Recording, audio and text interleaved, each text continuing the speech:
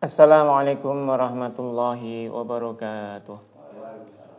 Alhamdulillah wassalatu wassalamu ala asyrafil anbiya wal mursalin wa ala alihi wa ashabihi ajma'in wa la hawla wa la quwata illa billahil aliyil azim. Allahumma sholli wa sallim ala sayyidina Muhammadin abdika wa rasulika nabiyil ummi wa ala alihi wa sahbihi wa sallim tasliman katsira amma ba'd. Alhamdulillah kita bisa berkumpul kembali dalam rangka ngaji bersama kitab Asy-Syarhu Ash-Shaghir karya Syekh Ibrahim Al-Qurani yang mensyarah atau menjelaskan tentang bait-bait akidah atau Mangdumatul Aqidah yang ditulis oleh guru beliau yaitu Syekh Ahmad Al-Qushasyi. Untuk itu marilah kita mulai ngaji bersama kita pada kesempatan malam hari ini dengan membaca Ummul Furqan Al-Fatihah. A'udzubillahi minasyaitonir rajim.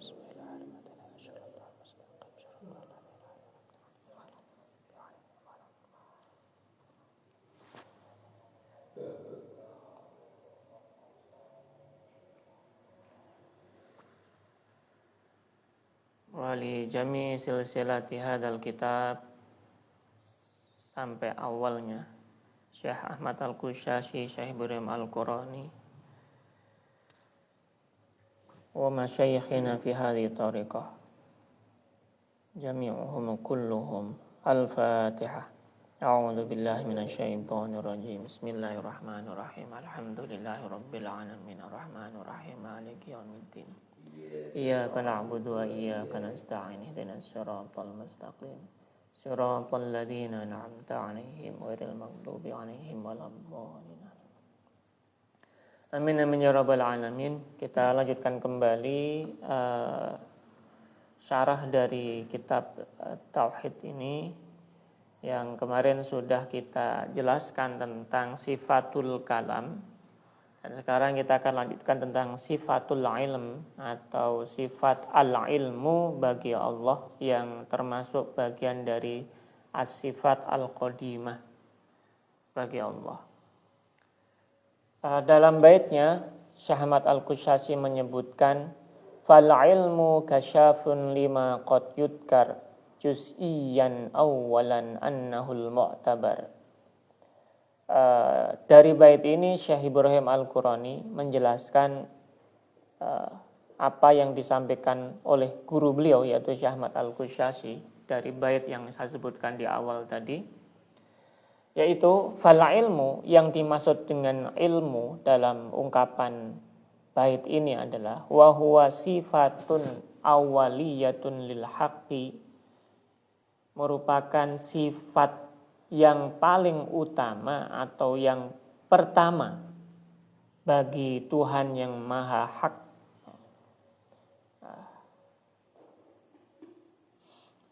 Bagi Tuhan yang maha hak, ya ta'allaqu, yang berhubungan dengan bisyai'i, dengan sesuatu, ala jihatil ihatah, dengan cara peliputan, alama huwa alaihi duna sabaqin khafa'in, atas segala sesuatu tanpa ada sesuatu apapun yang tersembunyi bagi Allah. Sehingga diungkapkan dalam bait ini, lanjutannya adalah kasyafun lima qad yudkar, atau sebagai pembuka, penerang dari apa yang telah disebutkan. Ai muta'alliqun, maksudnya dari ungkapan ini adalah muta'alliqun azalan ala wajhil ihatah, berhubungan pada zaman azali, ala wajhil ihatah, secara peliputan atau secara keseluruhan, ada hakikat sebenarnya. Bikulli ma yasihhu an yudkara, atas segala macam sesuatu yang bisa disebutkan oleh seseorang maupun yang wa yukhbar anhu, dan sesuatu yang bisa diinformasikan tentangnya, ma'duman kana au maujudan, baik itu tidak ada maupun ada, atau hal itu bisa didefinisikan maupun tidak didefinisikan atau tak terdefinisikan, semuanya sudah diliputi oleh Allah Subhanahu wa taala. Fahuwa, maka dia Allah itu bikulli syai'in alim, atas segala sesuatu maha mengetahui. Walakin lima kana ta'alluqul ilmi bil juz'iyat al wajhil juz'i mahalun niza' bainal mutakallimin wal hukama. Akan tetapi ya, berhubungan atau permasalahan yang berhubungan dengan apakah ilmunya Allah itu meliputi perkara parsial atau juz'i, ini terdapat perbedaan pendapat atau pertentangan di antara para ulama dari golongan ahlul kalam maupun dari golongan ahlul hikmah. Bahasanya ahlul hikmah bisa juga kita anggap sebagai orang-orang filosof atau mungkin ahlu ilmu yang lainnya.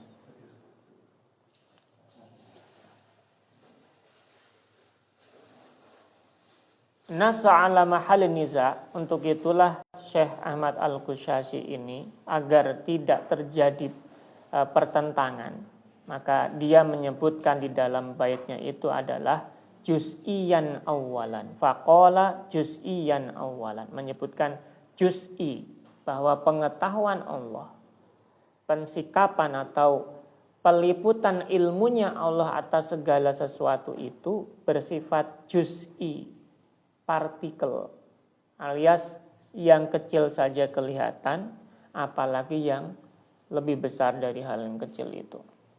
Ayat tata'allaqu bikulli madkurin juz'iyan kana au kulliyan, atau berhubungan ilmunya Allah itu berhubungan dengan segala macam sesuatu yang disebutkan, baik secara parsial maupun secara global. Anahu ay al-qaul bi anna ilma Allah muhitun, yang dimaksudkan di sini adalah kata-kata ungkapan yang disebutkan tadi, bahwa ilmunya Allah itu meliputi bijami'il ma'lumat, atas segala macam pengetahuan, hatal juz'iyat, sampai yang terkecil, itu adalah al-qaul al-mu'tabar, ungkapan yang paling utama sebagai perojih dari perdebatan yang diungkapkan para al-mutakallimin dan al-hukama itu. Min baini al-aqwal al-madhkura fi hadhil mas'alah, dari semua ungkapan-ungkapan yang disebutkan tadi dalam permasalahan tentang ilmunya Allah ini, fa'inahu al-qaul, karena sesungguhnya yang disampaikan oleh Syekh Ahmad Al-Qushayri tadi, menurut Syekh Ibrahim Al-Qurani, merupakan al-qaul al-muwafiq, ungkapan yang sesuai linususil kitab was sunnah, pada teks-teks keagamaan baik dari Al-Quran maupun sunnah Nabi Muhammad SAW, serta wan nadri al-aqli as-sahih, dan juga logika akal yang benar.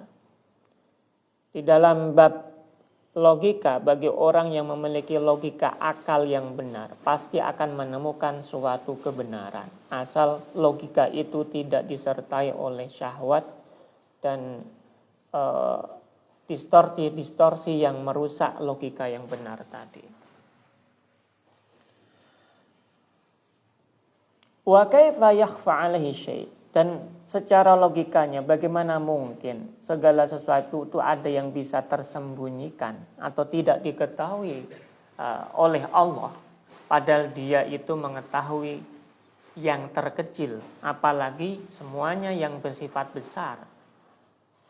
Padahal diungkapkan di ungkapan selanjutnya, wallahu, Allah itu huwa an-nur, dia adalah cahaya, li dzatihi al-qayyum adz-dzahir bi dzatihi al-madhhar li ghairihi. al-mudhir li ghairihi. Dia adalah cahaya, ini logikanya. Dia adalah cahaya bagi yang berdiri sendiri, ad-dhahir yang tampak, yang dhahir bidzatihi, al-mudhir yang membuat yang lainnya tampak li ghairihi.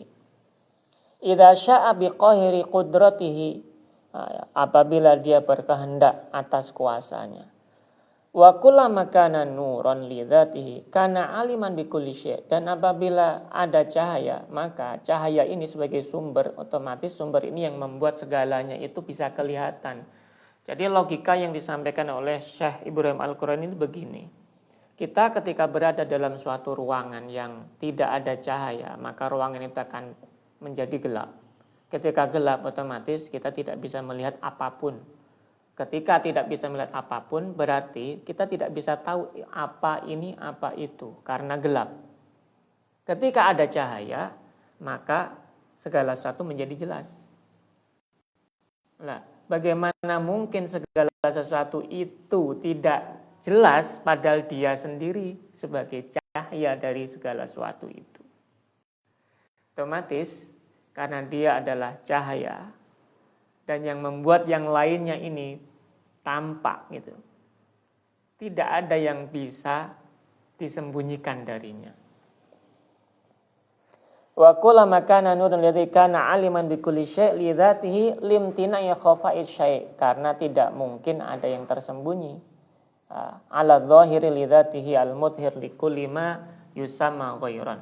Yang mana dia adalah zat yang menampakkan segala sesuatu yang dianggap selainnya. Minal alamina, dari alam semesta ini. Fallahu, maka Allah itu adalah nurus samawati wal ard, cahaya bagi langit dan bumi. Al-muhit, yang meliputi bikulli syai'in, segala sesuatu. Munbitun fituli wal ard, baik dimensi yang parsial maupun juz'i, baik yang kelihatan maupun tidak kelihatan, baik yang awal maupun yang akhir, baik yang kita anggap itu ada maupun yang kita anggap itu tidak ada. Jadi itu diantara apa yang disampaikan oleh Syekh Ibrahim Al-Qurani tentang penjelasan dari sifat al-ilmu bagi Allah. Untuk itu beliau melanjutkan penjelasan untuk bait berikutnya tentang sifat iradah. Iradatun laha bihi takhsis biwifqi ilmin qadahu tansis. Ini nazam yang disampaikan oleh Syekh Ahmad Al-Qusyasi tentang sifat iradah. Iradatun, sifat iradah laha, yaitu bagi sifat itu bihi at-takhsis, itu ada kekhususan. Biwifqi ilmin qadahu tansis, sebagaimana sifat al-ilmi yang disampaikan juga di dalam teks-teks keagamaan yang disebutkan sebelumnya tadi. Yang dimaksud dengan iradah di sini, menurut Syekh Ibrahim Al-Qurani adalah di sini sebelum menerangkan tentang sifat iradah, Syekh Ibrahim Al-Qurani menyebutkan tentang struktur teks di dalam bait tersebut, yaitu iradatun bihadfil atif mubtadaun litakhsisiha bil wasfi a'ni qawlahu laha ay lidzati. Berarti sebenarnya tadi mestinya ada atifnya. Atif itu wawu atofnya atau kalimat dan koma dan sebagainya itu ya. Dari bait sebelumnya. Mestinya wa iradatun, tapi dihilangkan di sini karena untuk membuatnya menjadi lebih jelas lagi bahwa ini merupakan bait yang baru. Selain itu juga untuk menyebutkan bahwa yang dimaksudkan di sini ada kekhususan pembahasan.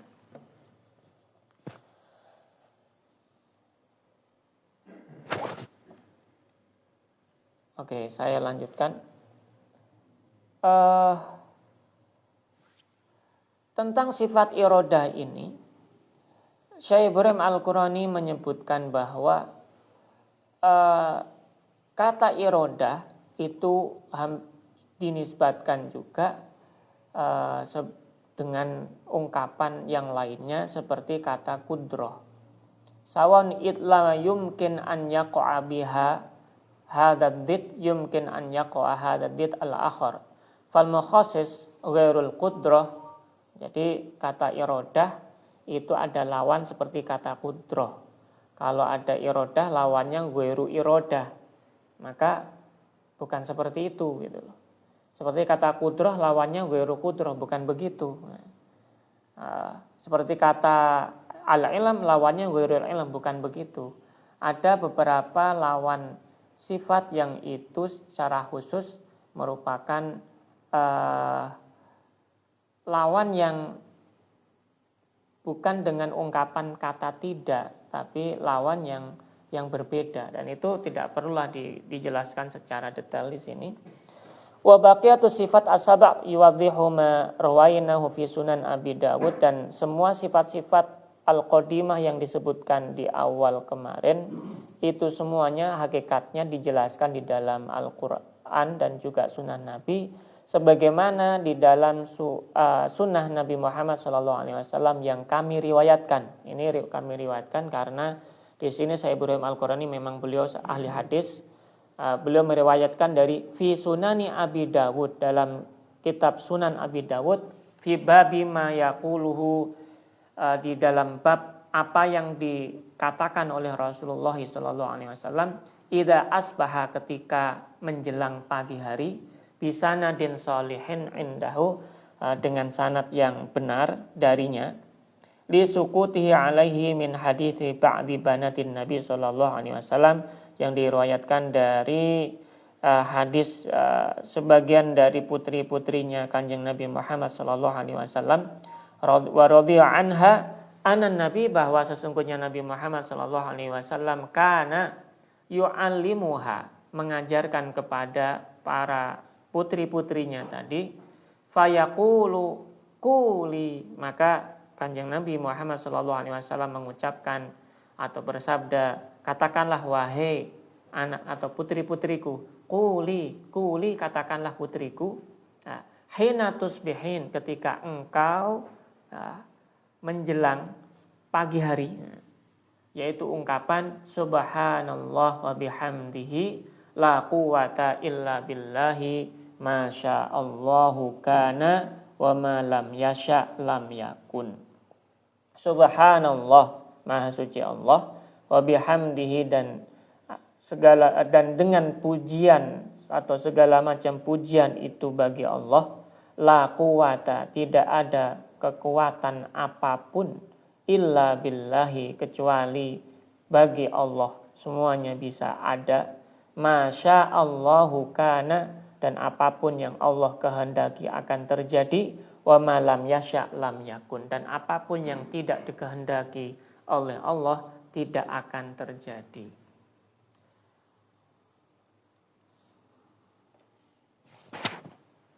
I'lam anallaha ala kulli syai'in qadir. Ketahuilah bahwa Allah itu atas segala sesuatu maha berkuasa lah. Ini menurut Syekh Ibrahim Al-Qurani bagian dari dalil kenapa sifat iradah itu jelas harus dinisbatkan semuanya kepada Allah. Sama juga dengan sifat kudrah. Karena segala macam sesuatu yang ada di muka bumi ini, baik makhluk maupun non-makhluk. Non-makhluk itu maksud saya baik manusia maupun non-manusia. Itu semuanya syaknya, masyiahnya, kehendaknya, semuanya itu terjadinya sesuatu itu pun pasti semuanya dalam liputan kuasanya Allah. Makanya kalau Allah menghendaki terjadi akan terjadi, kalau tidak terjadi ya tidak terjadi. Itu semuanya kehendak Allah. Itu bagian dari dalil dari kata iradah tadi. Hanya Allah maha kuasa atas segala sesuatu. Manusia apapun yang diinginkannya, kalau Allah tidak berkehendak ya nggak akan terwujud. Walaupun dia memiliki keinginan untuk bisa menjadi kaya secara langsung, meskipun dia itu melakukan upaya apapun, kalau memang Allah tidak menghendaki, ya tidak akan terwujud. Namun manusia diberi pilihan untuk melaksanakan atau tidak melaksanakan keinginannya, dan Allah akan menjalankannya sesuai dengan keinginan yang dipilih. Namun hasilnya semuanya ada tulisan di tulisan qadha-nya Allah. Sedangkan takdir, kalau kita bicarakan dan hubungkan ini dengan takdir, dari pemahaman ini saya bisa memahami bahwa hakikat dari takdir itu adalah bagaimana Allah membuat manusia memiliki kudrah. Karena kata takdir itu bentuk dari wazan atau rumusan dari bahasa Arab, dari kata kudrah, kemudian diwazankan taf'il. Kalau kudrah itu kuasa, kekuasaan, kekuatan. Kalau takdir itu yang menjadikan seseorang atau sesuatu itu memiliki kekuatan. Maka takdir itu hakikatnya adalah bagaimana seseorang itu diberi kekuatan atau kekuasaan untuk melakukan sesuatu. Maka takdir itu, apapun yang dilakukan manusia itu takdir. Alias kuasa yang diberikan Allah kepada manusia. Sedangkan hasil, apapun hasilnya, ada yang sudah ditentukan oleh Allah. Yang ditentukan ini namanya qadha. Hasil yang sudah ditentukan pasti adanya.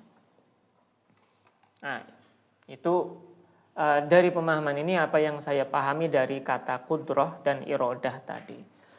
Sedangkan iradah, kalau dilanjutkan kembali, di sini masih Syekh Ibrahim Al-Qurani menjelaskan tentang dalil-dalil dari hadis Nabi Muhammad SAW, termasuk sanad yang disampaikan oleh guru beliau, yaitu Syekh Ahmad Al-Qushashi, sebagaimana diungkapkan di sini, hadatsani bihi syaikhuna ayadahullahu ta'ala. Jadi dalil apapun yang disampaikan Syekh Ibrahim Al-Qurani semuanya berlandaskan hadis, karena guru beliau adalah seorang ulama hadis, Syekh Ahmad Al-Qushashi. Sebagaimana yang disampaikan kepadaku, ini kata Syekh Ibrahim Al-Qurani, dari guruku yaitu Syaikhuna, yang dimaksud Syaikhuna berarti Syekh Ahmad Al-Qushashi, ayadahullahu ta'ala, biqiraati alaihi, yang mana aku membacakan hadis ini di hadapannya, bi dhahiril Madinah, ketika beliau di Madinah, bi sanadihi al-muttasil, dengan sanad yang muttasil, thumma liqaulihi masyaallahu kana, dan juga di antara sanad yang diungkapkan di dalam hadis tersebut ada riwayat yang disebutkan masyaallahu kana wa ma lam yasha lam yakun. Masyaallahu kana, ungkapan ini dari hadis tadi ya. Masyaallahu kana, apapun yang dikehendaki oleh Allah itu terjadi, wa ma lam yasha lam yakun, dan apapun yang tidak dikehendaki juga tidak akan terjadi. Inda muttaba'atun inda Dailami, dan juga diikuti teks yang sama yang diriwayatkan oleh Imam Ad-Dailami dan juga wa Ibnu Asakir dan Imam Ibnu Asakir min hadits Abi Darda, dari hadisnya Abu Darda, marfu'an, yang secara riwayat itu marfu', wa indal Baihaqi min hadits Zaid bin Sabit, sedangkan dari riwayat Imam Al-Baihaqi itu diriwayatkan dari hadis Zaid bin Sabit, juga hadis yang marfu'. Bilafdzi ma syi'ta kana, apapun yang engkau kehendaki ya Allah itu terjadi, wa ma lam tasya lam yakun, dan apapun yang engkau itu tidak kehendaki tidak akan terjadi. Wa inda Abdur Razzaq min hadisi Abi Dzarrin radhiyallahu anhu fanaqulu idza sabata anna ma sya'allahu kana fa'alimun bina lam yakun dhahiran anna dhahiru anna madarat takhsis 'alal masyi'ah allati 'alal iradah wa inna kullama kana mimma sya'allahu taqwinuhu min khairin wa syarrin wa imanin wa kufrin ila kulli ma kana fahuwa bi iradah kana wa huwal matlub. Jadi apapun yang telah diungkapkan tadi, yang dimaksudkan dengan tahsis dari ungkapan tadi itu maksudnya adalah bahwa apapun yang Allah kehendaki semuanya terjadi ya terjadi, kalau tidak dikehendaki ya tidak terjadi. Itu adalah sifat yang khusus yang dimiliki oleh Allah Subhanahu wa taala. Maka manusia ketika memiliki kehendak sesuatu belum tentu kehendaknya bisa terwujud. Seringkali manusia memiliki keinginan untuk berbuat sesuatu, tapi keinginannya kadang tidak terwujud. Beda dengan Allah, ketika berkehendak pasti terwujud.